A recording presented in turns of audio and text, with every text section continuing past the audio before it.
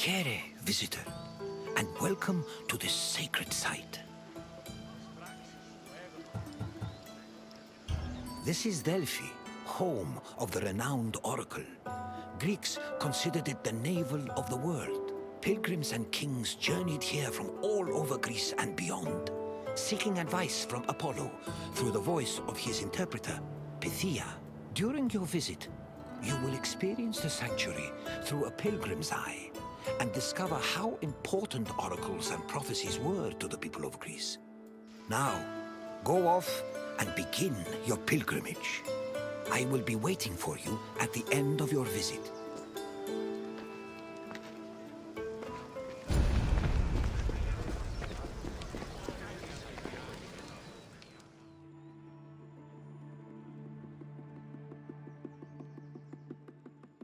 On their journey to the Temple of Apollo, pilgrims walked this sacred path up Mount Parnassus. The summer sun beat down hot on their backs. Along the way, they took in the magnificent monuments, treasuries, and statues that adorned the road. These landmarks were tokens of people's reverence for the oracle's benevolence. All were dedicated to Apollo, and most were offered by cities to commemorate military victories. The monuments represented not only their donors' piety, but also their power and wealth. The sanctity of Delphi has endured to the present day, and visitors still take this very same route.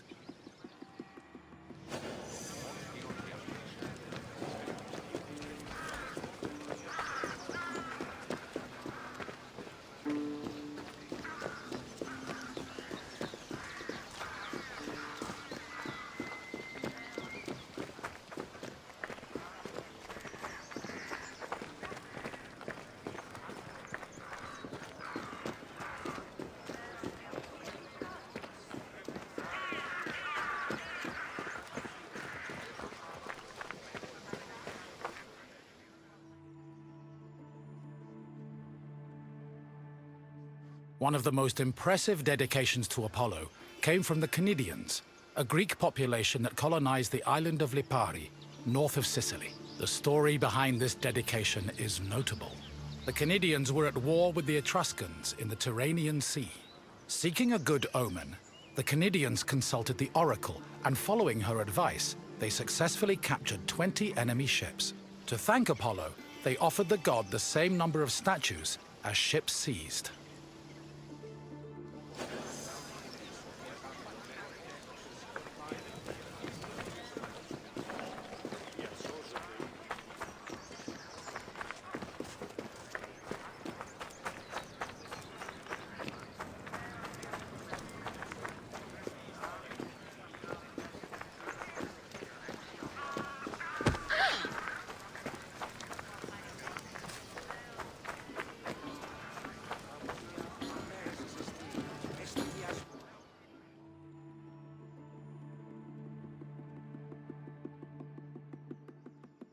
Next to the Naxian Sphinx stood a simple structure to display offerings from the Athenians, most of which were spoils of war. In particular, these offerings, called ex-votos, were prows of sunken Persian ships.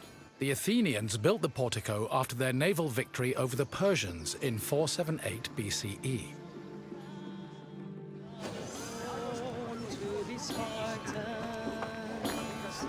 They'll ride through the fire.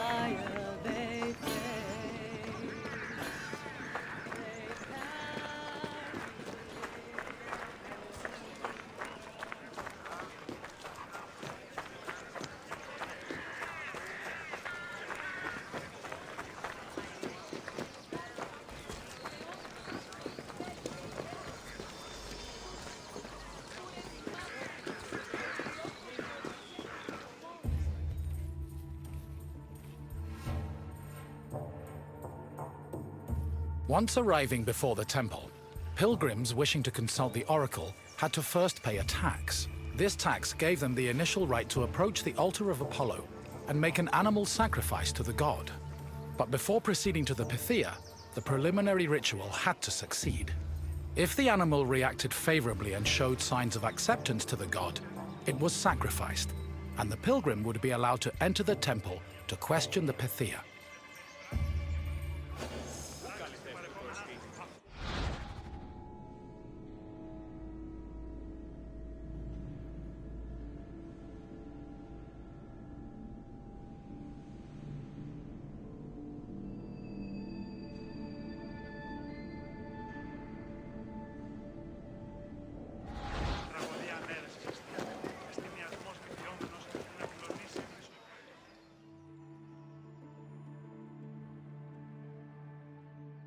At last we arrive at the Temple of Apollo, where the oracle relayed her prophecies. The temple was the final destination of those seeking an audience with the Pythia, and its appearance matched the majesty of its purpose. Atop its imposing columns, the structure's pediments displayed famous mythological scenes, sculpted by the renowned Greek artist Antenor. But as grand as the temple looked from the outside, it paled in comparison with what happened within.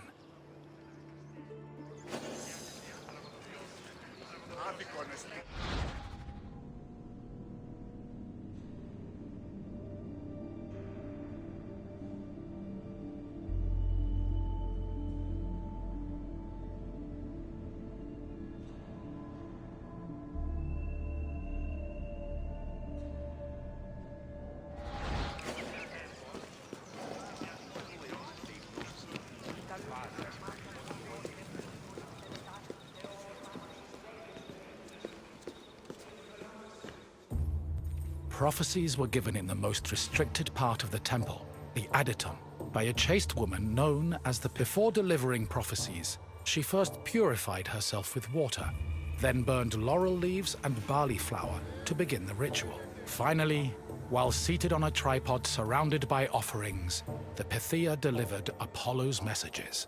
Her words were often strange and indecipherable, and required further interpretation by the temple's priests. Despite much research, the exact causes of the oracle's behavior while prophesying are debated to this day.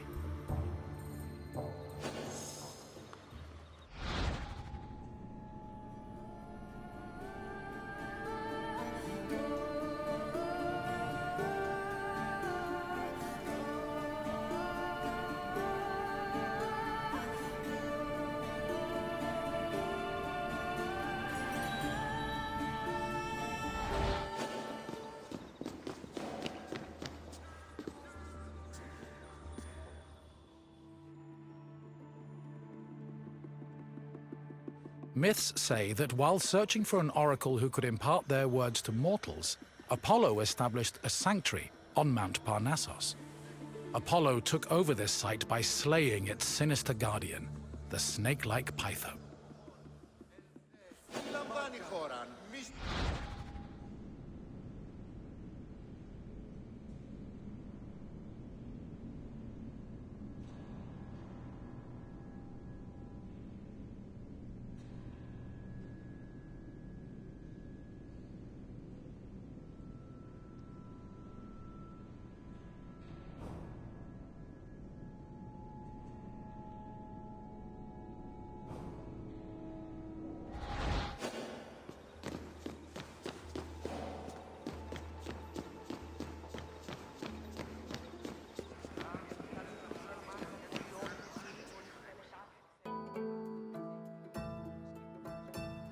Your visit is complete. I hope you now understand how important this sanctuary was, and how it affected the lives of people both in the Greek world and beyond its borders. To be honest, I could speak about Delphi all day. But what would you like to do now? Ah, you wish to test your knowledge. Let's begin with a simple question. What did the oracle use to purify herself before her predictions?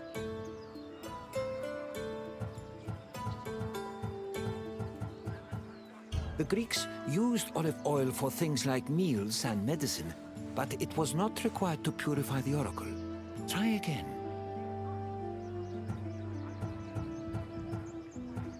Correct. The oracle used water for purification. Time for another question.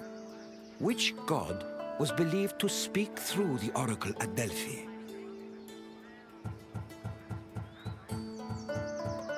Yes, the oracle allegedly spoke the words of Apollo, which were then interpreted by priests. One final question for you. Delphi is situated on which mountain?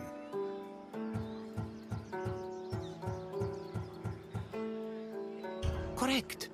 Delphi stood on the slope of Mount Parnassos.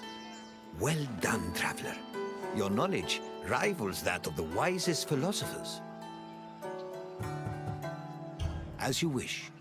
It has been a pleasure sharing Delphi with you.